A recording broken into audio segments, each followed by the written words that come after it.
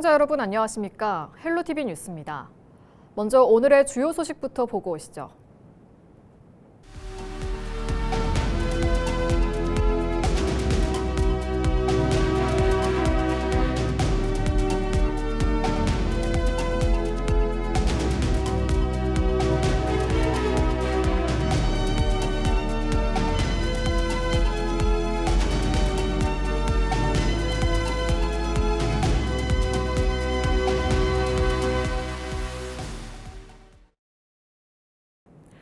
국회 행정안전위원회가 대구 경북 행정통합특별법안을 상정했습니다. 전남 광주와 충남 대전 통합법안은 민주당이 당론으로 발의했고 대구 경북 법안은 여야에서 각각 의원 발의로 관련 절차가 진행됩니다. 행안위는 이번 법안과 관련해 오는 9일 입법공청회, 10일과 11일에는 법안심사소위원회를 열고 오는 10일 전체 회의에서 최종 의결할 예정입니다. 설 명절을 앞두고 전통시장에서 장을 보면 온누리 상품권으로 최대 2만 원을 돌려받을 수 있는 환급 행사가 열립니다. 경상북도는 오는 10일부터 14일까지 닷새간 도내 17개 전통시장에서 국내산 농축산물을 구매하면 구매 금액의 30%를 온누리 상품권으로 환급한다고 밝혔습니다. 환급액은 3만 4천 원 이상 구매 시 만 원, 6만 7천 원 이상 구매 시 2만 원입니다. 행사 기간 내에는 영수증 합산이 가능하며 예산 소진 시 행사는 조기에 종료될 수 있습니다.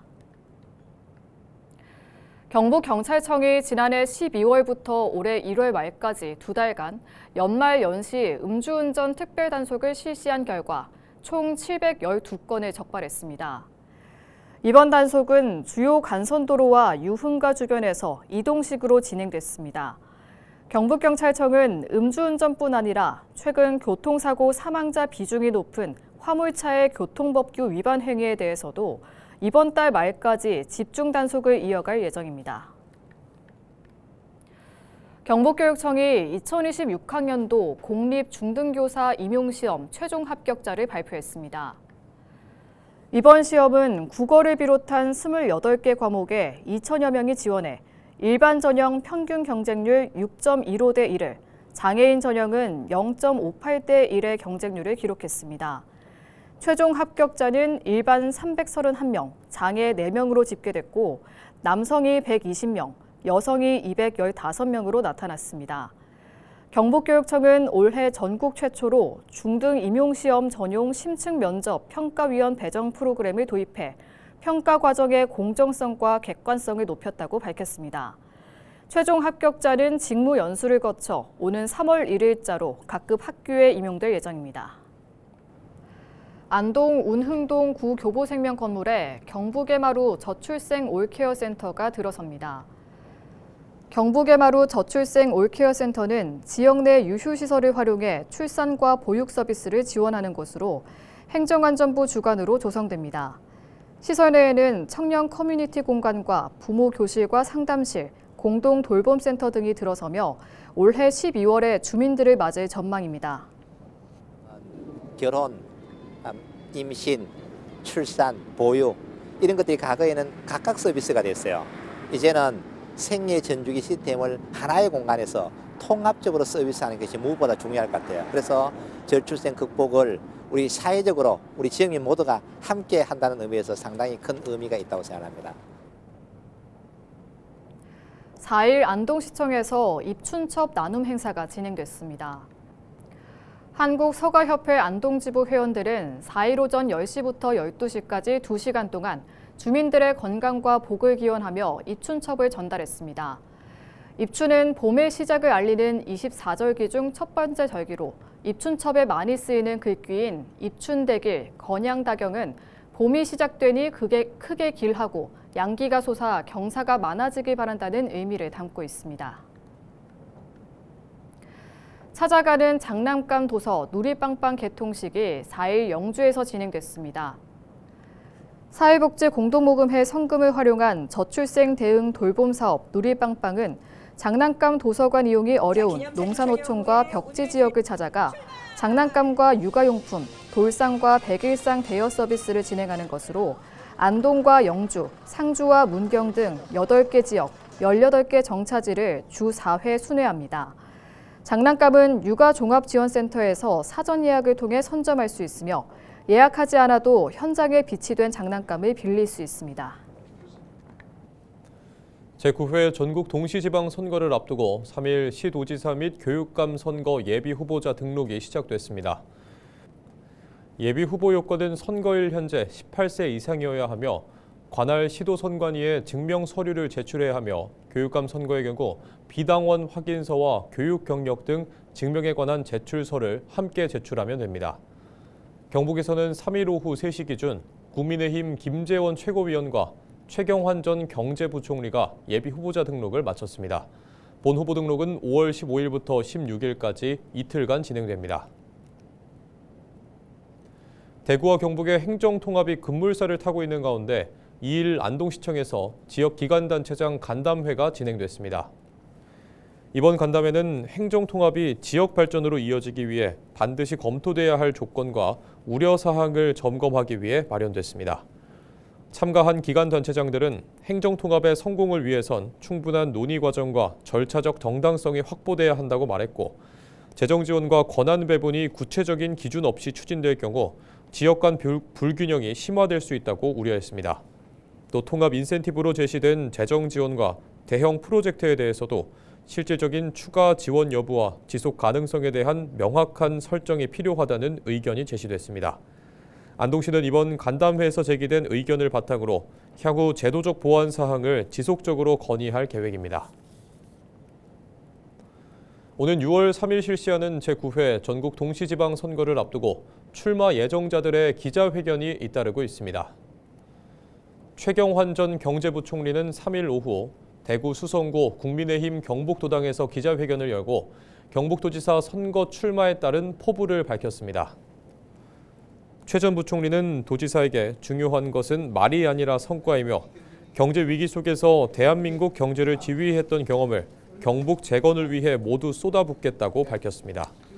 대구 경북 행정통합과 관련해서는 주민투표 등 시도민의 동의를 구하는 절차를 반드시 거쳐야 한다고 말했습니다. 날은 춥지만 경북 지역 나눔의 온도는 뜨거웠습니다. 희망 2016 나눔 캠페인에서 경북은 목표액을 크게 웃도는 221억 원을 모으며 경북 역대 최고 금액을 기록했는데요. 경북도는 지난해 산불 모금 이후 연말에도 마음을 나눠준 이들에게 감사의 뜻을 전했습니다. 홍하영 기자가 취재했습니다. 온도를 나타내는 붉은 막대가 끝까지 차올랐습니다. 지난해 12월부터 2달간 이어진 희망 2016 나눔 캠페인 사랑의 온도탑. 경북의 나눔 온도는 125도로 경북 역대 최고치를 기록했습니다. 당초 목표 모금액은 176억 7천만 원, 모금 시작 한 달 만인 지난달 12일 목표액을 넘어섰고 최종 모금액은 221억 원에 달했습니다. 경북도는 지난해 초 대형 산불로 도민들의 성금이 집중됐던 만큼 나눔 캠페인 시작 당시 연말연시 모금 동력이 약해질 수 있다고 우려했습니다. 하지만 순수 모금액 기준으로 서울과 경기에 이어 전국 3번째로 많은 성금을 모았고 경북만 보더라도 역대 최고 기록을 세웠습니다. 경북도는 또 한 번 온정이 모여 어려운 이웃을 도울 수 있게 됐다며 도민들에게 감사의 뜻을 전했습니다. 경북도민이 역시 애국심이라든지 애향심이 대단합니다. 서울 경기를 빼면은 그거는 뭐 인구가 워낙 많고 법인들도 워낙 많기 때문에 우리가 경쟁이 안 됩니다. 부산이나 경남이나 인천 우리보다 훨씬 큰 도시, 그런 도시보다 우리가 액수로가 더 많습니다. 우리가 더 많이 냈다는 것은 주인의식이 있다. 역시 경북 사람이다. 경북 사회복지 공동모금회는 이번 성과로 2년 연속 모금액 200억 원 돌파, 15년 연속 목표 금액 달성이라는 기록을 세웠습니다. 도민 여러분들의 많은 협조로 올해 최고의 실적을 기록을 했습니다. 이 모금한 돈은 아직까지 어렵게 사시는 우리 이웃들이 많이 있습니다. 그분들에게 개별적으로 지원이 될 것이고, 모인 성금은 경북 지역 취약계층과 복지 사각지대에 전달돼 생계비와 의료비 지원, 주거환경 개선 등에 사용될 예정입니다. 헬로티비 뉴스 홍하영입니다.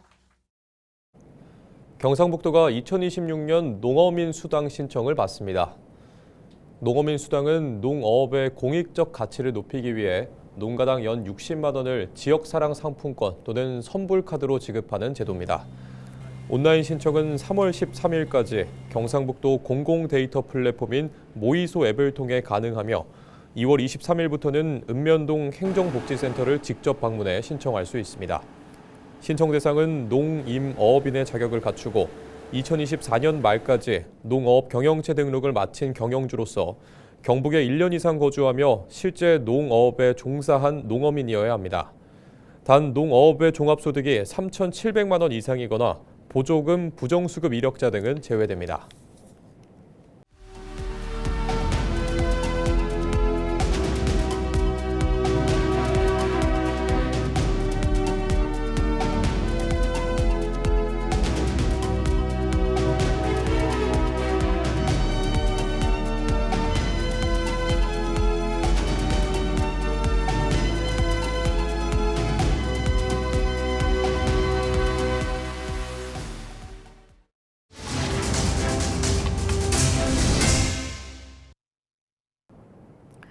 원주에 동양 최대 규모로 알려진 대형 빙벽장이 있습니다. 겨울마다 전국에서 등반객이 몰리지만 추락 사고가 반복되며 안전관리에 대한 우려도 커지고 있는데요. 최근 닷새 사이에도 잇따라 사고가 발생했습니다. 위험을 감수하고 즐기는 레저 활동이지만 등반객 개인의 주의만으로는 한계가 있다는 지적도 나오고 있는데요. 사고를 막을 현실적인 대책은 없는 걸까요? 이다혜 기자입니다. 가파른 암벽을 따라 얼음이 두텁게 얼어붙은 대형 빙벽, 높이 100m, 폭 200m에 달하는 이곳은 세계 최고 높이, 동양 최대 규모의 인공 빙벽장으로 알려져 겨울철마다 전국의 산악인들이 찾고 있습니다. 하지만 화려한 명성 뒤로 추락 사고가 끊이지 않고 있습니다. 지난 1일 오전 이곳에서 빙벽 등반을 하던 50대 남성이 추락해 다쳤고 불과 닷새 전인 지난달 27일에도 또 다른 50대 남성이 7m 아래로 떨어져 병원으로 옮겨졌습니다. 이곳에서는 지난 2022년에도 한 달 간격으로 2명이 추락해 숨지는 등 추락 사고가 끊이지 않고 있습니다. 최근 발생한 2건의 사고 모두 구조와 병원 이송까지 1시간가량이 소요됐습니다. 빙벽 등반 중 사고가 나면 가파른 지형과 강추위, 낙빙 위험 때문에 구조대 접근 자체가 쉽지 않아 2차 사고 우려도 큽니다. 떨어지는 얼음이나 추가로 인한 2차 사고 위험이 매우 크고 또한 강추위 속에서 구조가 진행되므로 부상자가 저체온증에 빠질 수도 있어서 구조대원과 요구조자 모두에게 위험이 많이 따르는데요. 빙벽장을 운영하는 단체는 빙벽 등반이라는 종목 특성상 추락 위험은 불가피한 측면이 있다고 설명합니다. 현장에 안전요원을 배치하고 안전수칙 안내도 철저히 하고 있다며 등반객 스스로 자신의 실력을 고려한 신중한 이용을 강조합니다. 또 사전 이용 서약서를 통해 이곳에서 발생하는 사고에 대한 책임은 이용자 본인에게 있다는 점을 명확히 하고 있다고 밝혔습니다.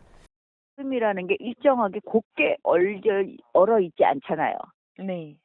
그러니까 울퉁불퉁한데 걸려서 그 사람들이 부상이 일어날 수도 있는 운동이에요. 그런데 저희의 판대 아이스파크 같은 경우에는 안전관리를 굉장히 철저하게 하고 있기 때문에 다른 데에 비해서 굉장히 사고가 적은 편이에요. 하지만 사고가 반복되는 상황에서 이용객 개인의 주의에만 책임을 맡기는 데는 한계가 있다는 지적도 나오고 있습니다. 해당 빙벽장은 사유지에 조성돼 다수의 산악단체와 산악인 개인의 자발적인 후원으로 별도의 이용료 없이 운영되고 있습니다. 원주시는 현행 체육시설법에는 빙벽장에 대한 구체적인 안전기준이 없어 관리 감독에 나서기 어렵다고 밝혔습니다. 국내 민간 클라이밍 시설이나 인공 암벽장은 법에 따라 안전과 사고 예방을 위해 지자체가 점검 개입할 수 있지만 빙벽장은 운영과 안전을 규율하는 기준 자체가 없는 상황입니다.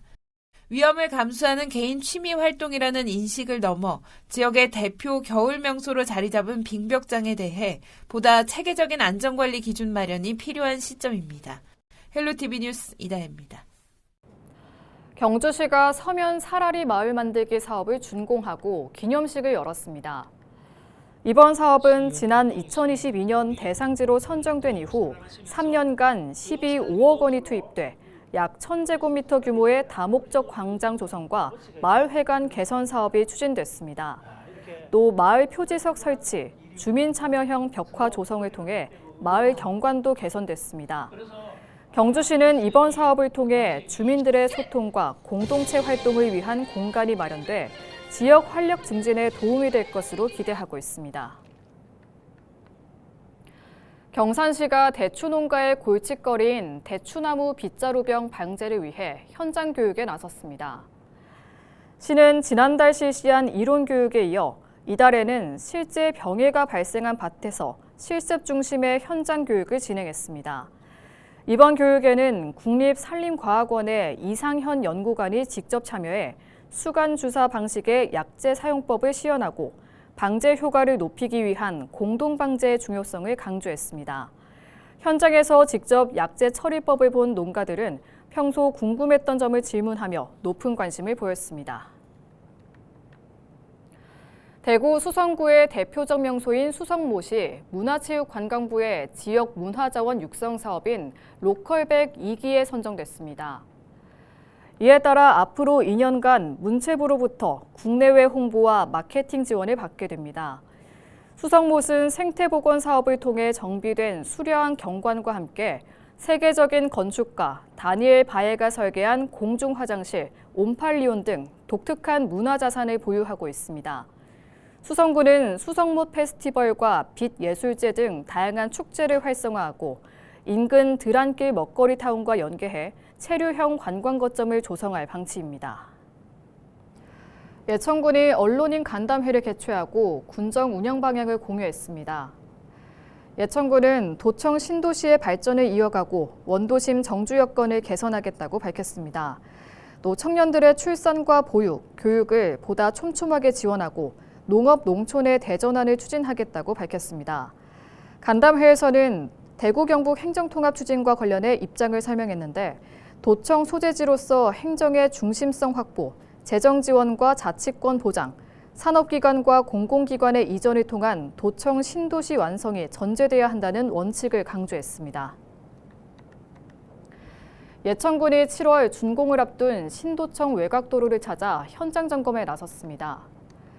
신도청 외곽도로는 총 사업비 80억 원을 투입해 예천군 호명읍 볼리에서 산암리 일원까지 총 연장 1.2km, 폭 12m 규모의 도로를 조성하는 사업으로 도청 이전 이후 신도시 내 교통량 증가에 따른 혼잡을 해소하기 위해 개설이 추진됐습니다. 예천군은 구간별 노반 조성 상태와 구조물 시공 현황, 차량 및 보행자 동선 확보 여부를 점검하며 안전과 품질을 최우선으로 관리해 계획된 일정에 맞춰 차질 없이 마무리하겠다고 밝혔습니다. 대구시가 올해 신규 공무원 771명을 채용합니다. 이는 지난해보다 400명 넘게 늘어난 규모로 최근 3년 사이 가장 많습니다. 직급별로는 7급 14명, 8, 9급 743명, 연구 지도직 14명 등입니다. 대구시는 통합돌봄과 재난안전 등 민생 현안에 행정력을 집중하기 위해 채용 규모를 대폭 확대했습니다. 특히 올해부터는 지역 청년들의 일자리 보호를 위해 대구 지역 내 거주지 제한 요건이 다시 적용됩니다. 제1회 필기시험은 오는 4월 25일에 시작되며 자세한 일정과 직렬별 인원은 대구시 홈페이지 시험정보란에서 확인할 수 있습니다. 청송군 현동면 도평리에 현동 전천후 게이트볼장이 문을 열었습니다. 현동 전천후 게이트볼장은 632.45제곱미터 규모로 비와 눈, 폭염 등 기상 여건에 관계없이 사계절 내내 안전하고 쾌적하게 이용할 수 있도록 만들었으며 청송군은 현동 지역 게이트볼 동호인과 주민들의 체육활동 여건이 크게 개선될 것으로 보인다고 말했습니다. 게이트볼은 골프와 당구의 특징을 조합해 만든 것으로 공을 쳐서 3개의 게이트를 순서대로 통과시킨 뒤 골폴에 맞추는 경기입니다. 이상으로 뉴스를 마칩니다. 시청해주신 여러분 고맙습니다.